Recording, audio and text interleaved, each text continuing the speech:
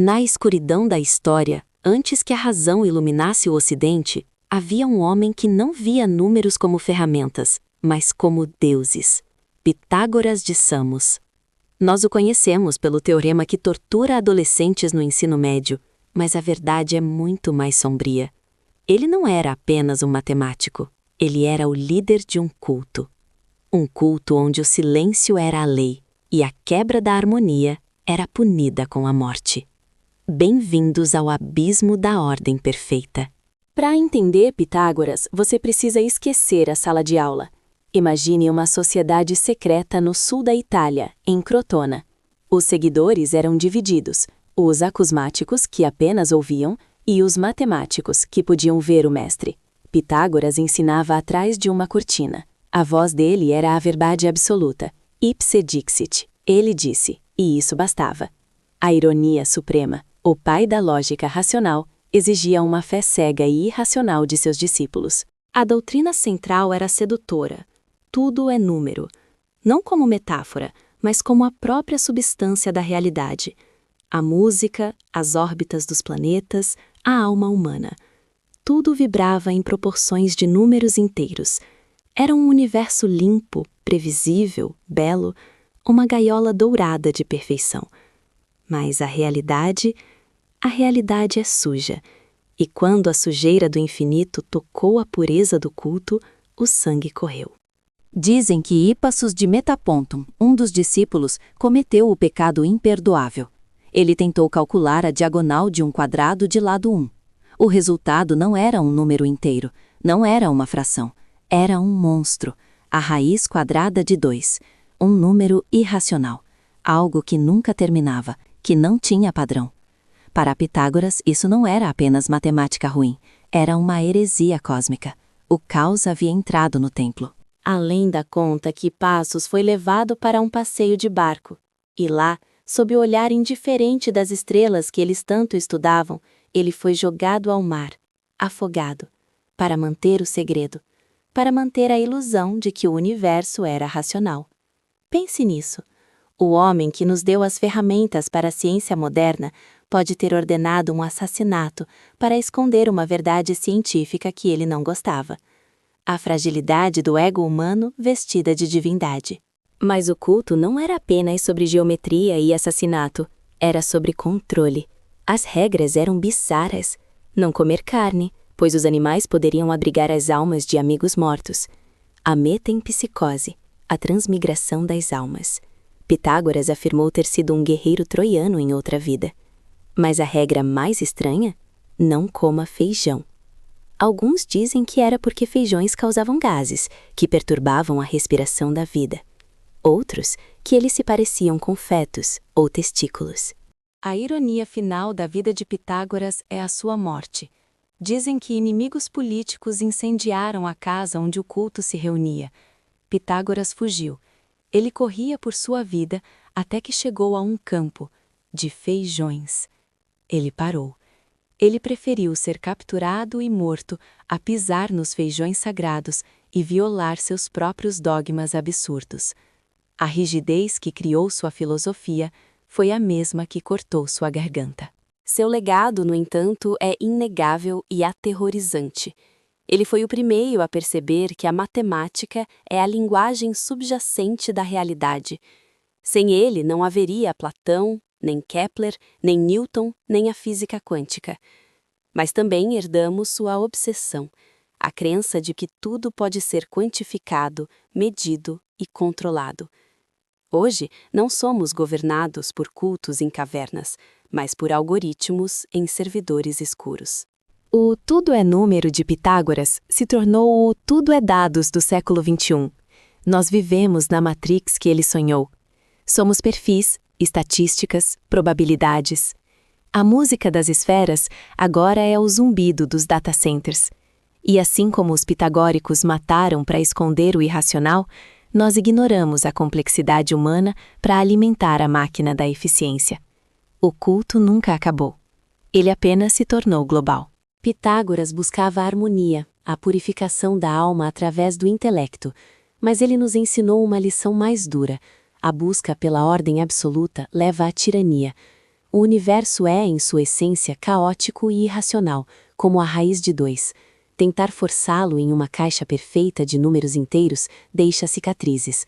Às vezes, a sabedoria não está na resposta perfeita, mas em aceitar que a resposta pode não existir. O místico de Samos olhou para o abismo dos números e viu Deus. Mas talvez ele tenha visto apenas o reflexo de seu próprio desejo de controle. A matemática é divina, sim, mas os matemáticos são apenas homens assustados com o escuro, e no escuro eles fazem coisas terríveis. A filosofia de Pitágoras é um lembrete. Até a luz da razão projeta sombras longas e frias. Pense nisso na próxima vez que vir um triângulo retângulo. Não veja apenas catetos e hipotenusa. Veja o sangue de Rípasos. Veja o campo de feijões. Veja o silêncio de 5 anos imposto aos iniciados. A verdade não é sempre bela. Às vezes, ela é apenas um número que não termina, gritando no vazio, esperando alguém corajoso o suficiente para ouvi-lo, sem tentar afogá-lo. A Tetraques, o triângulo sagrado de 10 pontos, era o símbolo máximo deles. Juravam por ela. Era a semente do universo. 1, 2, 3, 4. A soma é 10. A perfeição. Mas o mundo real não é um triângulo perfeito. O mundo real é fractal, quebrado, sujo. Pitágoras tentou consertar o mundo com a mente, e falhou, porque a vida não cabe numa equação. O que resta de Pitágoras? Um teorema, uma afinação musical e um aviso silencioso. O aviso de que a inteligência sem humanidade é perigosa. De que o dogma, mesmo vestido de ciência, ainda é dogma. Nós ainda estamos procurando a harmonia das esferas, ignorando os gritos aqui na Terra. O culto continua. Apenas trocamos as togas brancas por jalecos eternos. No fim, somos todos pitagóricos.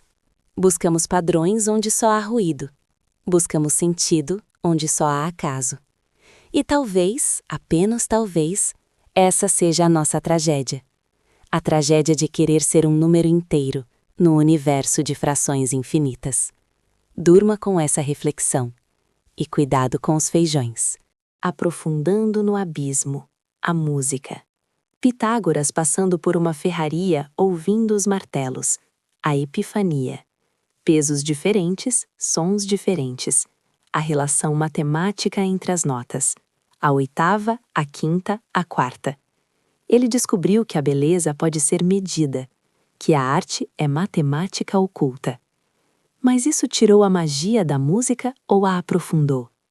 Ele reduziu a sinfonia a uma divisão. Desencantou o mundo para entendê-lo. E as mulheres? O culto aceitava mulheres. Teano, sua esposa, foi uma grande filósofa. Isso era revolucionário para a Grécia, onde mulheres eram propriedade. Mas não se engane, a liberdade delas era condicionada à obediência ao dogma. Uma gaiola maior ainda é uma gaiola. A igualdade pitagórica era a igualdade de serem todos insignificantes perante o número. A reencarnação. Ele viu um cachorro sendo espancado e gritou: "Pare! É a alma de um amigo meu. Reconheci sua voz." Risível? Talvez. Mas denota uma conexão profunda com a vida. Uma empatia que contradiz sua frieza matemática. O homem era um paradoxo ambulante. Um santo e um tirano.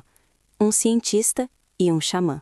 A influência no cristianismo, o ascetismo, a negação do corpo, a busca pela pureza, o inferno e o céu. Muito do que Paulo e os primeiros padres da Igreja estruturaram veio do neopitagorismo. O verbo que se fez carne, ou seria o número que se fez matéria.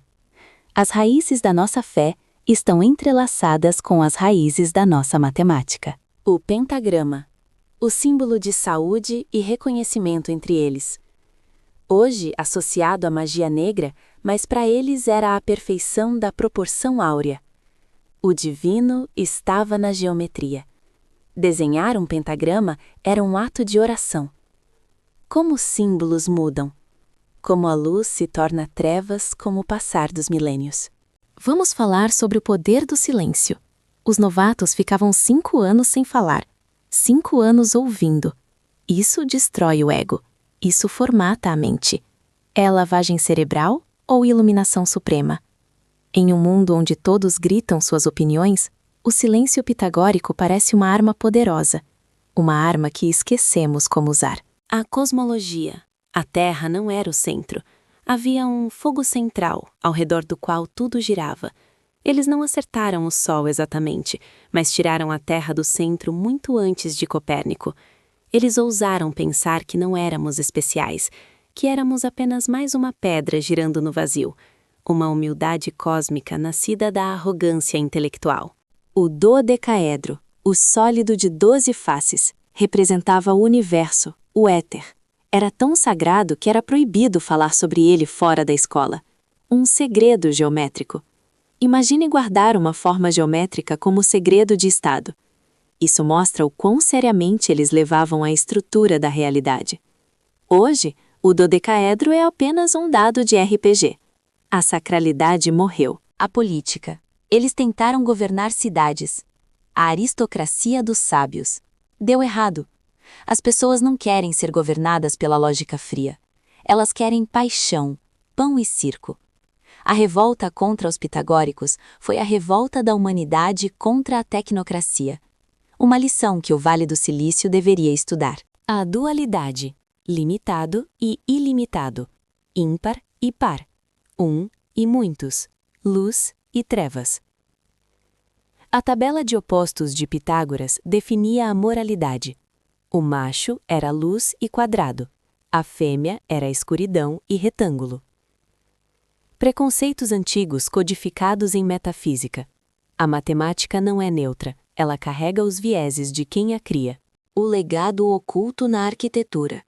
O Partenon, as catedrais góticas, a geometria sagrada. Pedreiros que guardavam os segredos de Pitágoras construíram os templos de Deus. A pedra fala a linguagem dele. Você anda por cidades modernas e a proporção áurea ainda dita o que é belo aos seus olhos. Você é um súdito dele sem saber. O fim da inocência. Quando descobrimos que a raiz de 2 é irracional, perdemos o jardim do Éden da lógica. Gödel provou no século XX que a matemática tem limites, que há verdades que não podem ser provadas. O pesadelo de Pitágoras se tornou a nossa verdade científica. O universo tem furos. Se Pitágoras estivesse vivo hoje, ele seria um guru de tecnologia ou um líder de seita no deserto? Provavelmente ambos. Ele nos ensinou a olhar para cima e calcular as estrelas, mas esqueceu de nos ensinar a olhar para o lado e amar o vizinho. A abstração é um refúgio seguro contra a dor da empatia. Então, quem foi ele? Um gênio? Um charlatão? Um assassino? Um profeta? Ele foi o primeiro homem a tentar decodificar a Matrix. E pagou o preço. Sua vida foi um teorema incompleto. E nós somos o resto da divisão. Deep Philosophy encerra aqui. Se o silêncio de Pitágoras te incomodou, ou se a irracionalidade do mundo te assusta, inscreva-se. Nós exploramos o escuro para que você não precise ir lá sozinho. Até a próxima crise.